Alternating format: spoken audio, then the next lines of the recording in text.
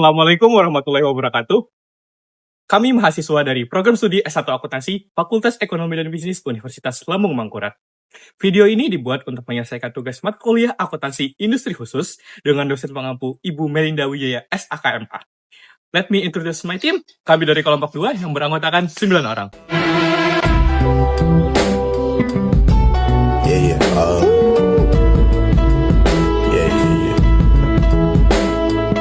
That's the way every day goes. Every time we've no control. If the sky is pink and white, if the ground is black and yellow, it's the same way. Oke, baik, saksikanlah presentasi dari kelompok kami. PT Borneo Bara Persada adalah perusahaan fiktif yang bergerak di bidang pertambangan batu bara. Perusahaan ini berdiri pada tahun 2015 dan berpusat di Banjarmasin dengan wilayah operasi di Kalimantan Selatan dan Kalimantan Timur. Pada tahun 2018, perusahaan melakukan ekspansi untuk memperluas kegiatan operasionalnya. Fokus utama perusahaan mencakup seluruh siklus pertambangan, mulai dari eksplorasi, produksi, pengolahan, hingga distribusi batu bara untuk pasar domestik maupun ekspor.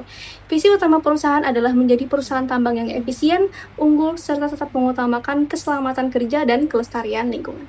Industri pertambangan batu bara memiliki karakteristik khusus yang berbeda dengan industri lainnya. Pertama, industri ini bersifat padat modal karena membutuhkan investasi besar untuk alat berat, infrastruktur, dan teknologi operasional. Kedua, usaha pertambangan sangat bergantung pada ketersediaan sumber daya alam yang terbatas sehingga perusahaan harus terus melakukan eksplorasi agar operasional tetap berjalan. Selain itu, proses produksinya juga panjang, mulai dari survei geologi hingga distribusi hasil tambang. Industri ini juga memiliki risiko tinggi, seperti fluktuasi harga batu bara global, risiko operasional alat berat, serta perubahan regulasi pemerintah. Di sisi lain, kegiatan pertambangan memiliki dampak lingkungan sehingga perusahaan wajib melakukan pengelolaan dan reklamasi secara bertanggung jawab. Beberapa risiko utama yang dihadapi industri pertambangan PT Borneo Bara Persada antara lain yang pertama, operasional dan logistik. Aktivitas tambang sangat bergantung pada cuaca, alat berat, serta distribusi. Jika terjadi cuaca buruk, kerusakan alat atau kendala transportasi dan pengapalan, maka produksi dapat terganggu dan biaya operasional meningkat.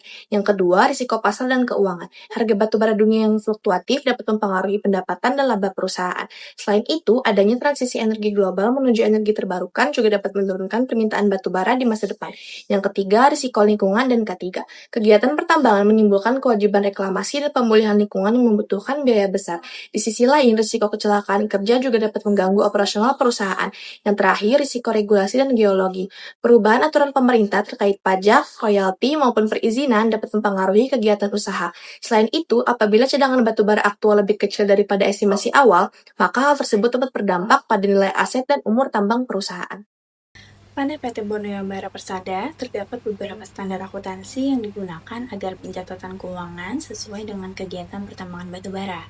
Pertama, PSAK 106 digunakan untuk mencatat biaya eksploitasi seperti survei geologi dan pengukuran dalam mencari cadangan batu bara. Lalu yang kedua, PSAK 216 digunakan untuk mengatur aset tetap seperti ekskavator dan alat berat lainnya termasuk pengusutannya. Lalu yang ketiga, PSAK 202 digunakan untuk mencatatkan persediaan batu bara yang disimpan di stockpile sebelum dijual. Lalu selanjutnya ada PSAK 237 digunakan untuk mencatat kewajiban reklamasi atau biaya pemulihan lingkungan setelah kegiatan tambang selesai. Dan yang terakhir, PSAK 115 digunakan untuk mengatur pengakuan pendapatan dari penjualan batu bara kepada pelanggan. Nah, jadi standar-standar ini itu membantu perusahaan agar laporan keuangannya lebih tepat dan sesuai dengan karakteristik industri pertambangan. Baik, pada slide ini saya akan menjelaskan mengenai pengakuan dan pengukuran pada perusahaan pertambangan batu bara. Sebagai perusahaan pertambangan batu bara, PT Borneo Bara Persada menerapkan pengakuan dan pengukuran berdasarkan standar akuntansi yang relevan, yaitu PSAK 106, PSAK 216, PSAK 202, PSAK 237, dan PSAK 115. Pengakuan dilakukan ketika manfaat ekonomi kemungkinan besar akan diperoleh dan nilainya dapat diukur secara andal. Sedangkan pengukuran dilakukan berdasarkan biaya perolehan, nilai realisasi bersih, atau estimasi terbaik sesuai dengan jenis akun. Pengakuan dan pengukuran tersebut diterapkan pada 5 komponen utama dalam aktivitas pertambangan. Pertama, eksplorasi dan evaluasi. Diakui sebagai aset ketika sudah ada potensi manfaat ekonomi di masa depan, dan diukur sebesar biaya yang dikeluarkan seperti survei dan pengeboran. Kedua, aset tetap seperti alat berat dicatat saat siap digunakan dengan nilai sebesar biaya perolehan dan kemudian disusutkan selama masa manfaatnya. Ketiga, persediaan batu bara diakui saat batu bara sudah diproduksi dan tersedia di stockpile, dengan nilai yang diambil dari yang lebih rendah antara biaya produksi atau harga jual saat ini. Keempat, provisi reklamasi diakui sejak muncul kewajiban pemulihan lingkungan dengan nilai berdasarkan estimasi biaya di masa depan. Terakhir, pendapatan diakui saat batu bara telah diserahkan dan pengendalian berpindah ke pelanggan dengan nilai sesuai kontrak yang disepakati. Dengan demikian, seluruh transaksi dicatat secara tepat waktu dan diukur secara andal. Slide ini menjelaskan bahwa dalam penyusunan laporan keuangan, manajemen perlu membuat berbagai estimasi dan pertimbangan profesional.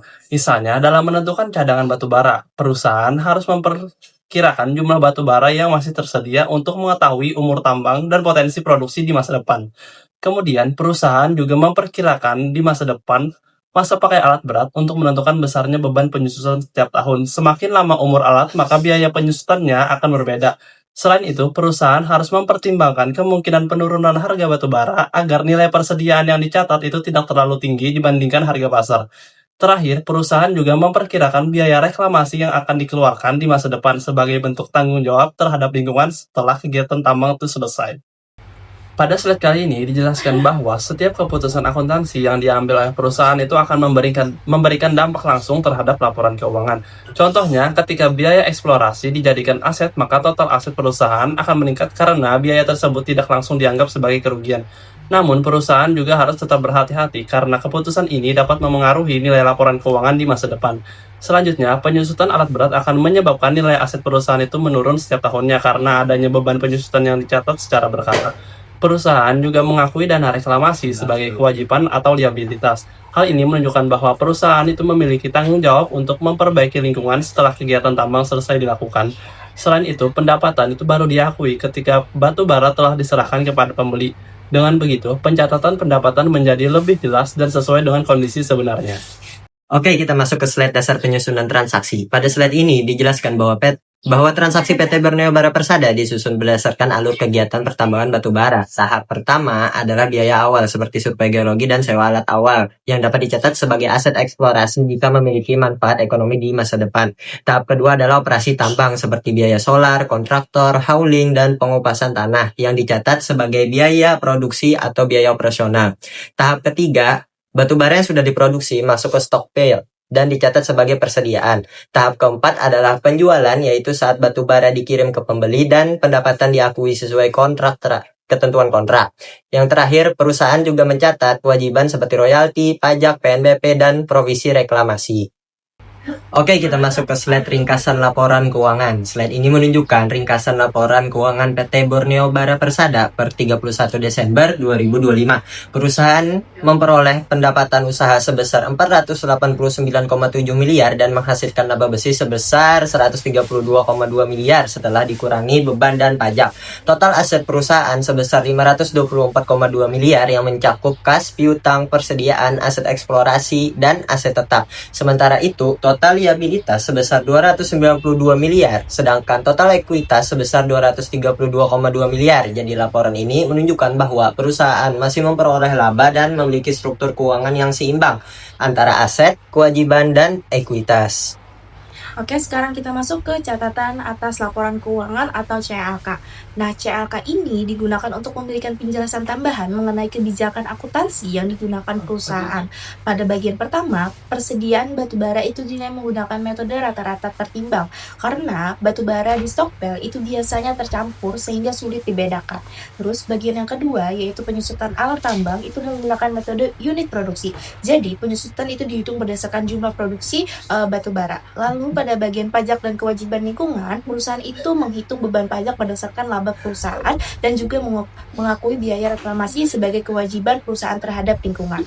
Jadi, melalui catatan atas laporan keuangan ini, perusahaan itu menjelaskan kebijakan akuntansi yang digunakan agar laporan keuangan menjadi lebih jelas, mudah dipahami, dan sesuai dengan kondisi kegiatan pertambangan batubara. Oke, sekarang kita masuk ke dasar regulasi yang digunakan oleh PT Borneo Bara Persada dalam menjalankan kegiatan pertambangan batubaranya. Nah, regulasi ini tuh penting karena menjadi pedoman agar kegiatan perusahaan itu berjalan legal, aman, dan sesuai dengan aturan. Nah, untuk regulasi yang pertama itu PP nomor 96 tahun 2001 yang mengatur pelaksanaan usaha pertambangan seperti perizinan, pelaporan, dan kegiatan operasional tambang. Nah, selanjutnya ada Undang-Undang nomor 4 tahun 2009 yang diperbaharui menjadi Undang-Undang nomor 3 tahun 2020 tentang minerba atau mineral dan batu bara. Nah, undang-undang ini menjadi dasar hukum utama kegiatan pertambangan di Indonesia, mulai dari eksplorasi, produksi, sampai reklamasi setelah tambang itu selesai digunakan. Dan selain itu juga terdapat PSAK 106 tentang aktivitas eksplorasi dan evaluasi sumber daya mineral. Standar akuntansi itu mengatur bagaimana perusahaan itu mencatat biaya eksplorasi dan evaluasi tambang ke dalam laporan keuangan agar sesuai dengan prinsip akuntansi yang berlaku. Jadi, regulasi ini sangat berpengaruh terhadap kegiatan operasional dan laporan keuangan PT Borneo Bara Persada karena perusahaan itu harus menjalankan usaha sesuai hukum dan juga mencatat transaksi keuangan dengan benar. Oke teman-teman, sekarang kita masuk ke bagian yang paling krusial, alternatif kebijakan akuntansi. Di industri tambang, akuntansi itu nggak cuma soal input angka, tapi soal judgement. Pertama, soal biaya eksplorasi. Kita punya pilihan, mau langsung diakui sebagai beban atau biaya, atau dikapitalisasi jadi aset. Saran dari kelompok kami adalah kapitalisasi terbatas. Kenapa? Simpelnya, kalau biaya pengeboran yang miliaran itu langsung kita bebankan di tahun pertama, laporan laba rugi kita bakal langsung berdarah-darah, alias rugi besar. Dengan dikapitalisasi, kita menganggap biaya itu sebagai investasi yang manfaatnya bakal kita rasakan pas batu baranya nanti dijual.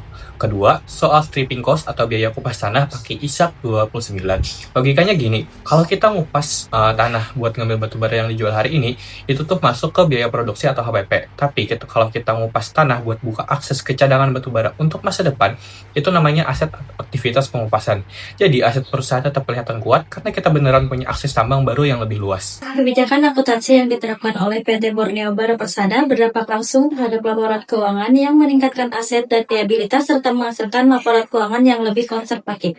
Terlihat pada perubahan nilai aset, liabilitas, serta laba perusahaan. Kebijakan ini juga berdampak terhadap beberapa hal lainnya, yaitu eksplorasi dan evaluasi, membuat kapitalisasi biaya terhadap peningkatan aset yang berisiko terhadap penurunan laba, aset dan penyusutan membuat beban penyusutan tinggi sehingga terjadi penekanan terhadap laba perusahaan. Persediaan berdampak terhadap penilaian rata-rata dan INRP yang dapat mempengaruhi HPP dan nilai aset. Pendapatan diakui saat pengendalian berpindah agar lebih realistis. Provisi reklamasi yang dapat meningkatkan liabilitas dan beban. Selanjutnya, rekomendasi kebijakan akuntansi untuk PT Borneo Bara Persada sebagai berikut. Yang pertama ada kapitalisasi biaya eksplorasi secara selektif. Biaya eksplorasi dicatat sebagai aset hanya jika memiliki manfaat ekonomi di masa depan. Kedua, pemisahan biaya tanah sesuai dengan ISAK 29. Biaya tanah dipisahkan antara beban operasional dan aset perusahaan. Ketiga, penyusutan berdasarkan unit produksi. Penyusutan disesuaikan dengan jumlah produksi agar lebih akurat. Dan yang keempat, penilaian persediaan secara konsisten. Persediaan dinilai dengan metode rata-rata tertimbang dan INRP sesuai kondisi pasar. Nah, sampailah kita di kesimpulan dan saran. Intinya, PT Borneo Bara Persada ini secara angka sangat profitable. Untung bersihnya itu tumbuh 132 miliar. Tapi liabilitas atau kewajibannya juga besar, sebesar 291 miliar. Terutama karena ada tanggung jawab reklamasi lingkungan. Saran dari kelompok kami untuk manajemen adalah jangan cuma fokus di angka jualan, tetapi kunci utama di tambang itu adalah sinkronisasi. Sering banget terjadi selisih antara volume batu bara yang dibilang orang lapangan sama yang dicatat oleh orang kantor akuntansi. Entah itu karena masalah timbangan, penyusutan di jalan, atau kualitas yang beda. Jadi, rekonsiliasi rutin antara data operasional, tambang, dan juga data finansial itu bukan cuma opsional, tetapi harga mati kalau mau laporan keuangannya beneran valid dan juga bisa dipercaya oleh investor. That's the way every day goes.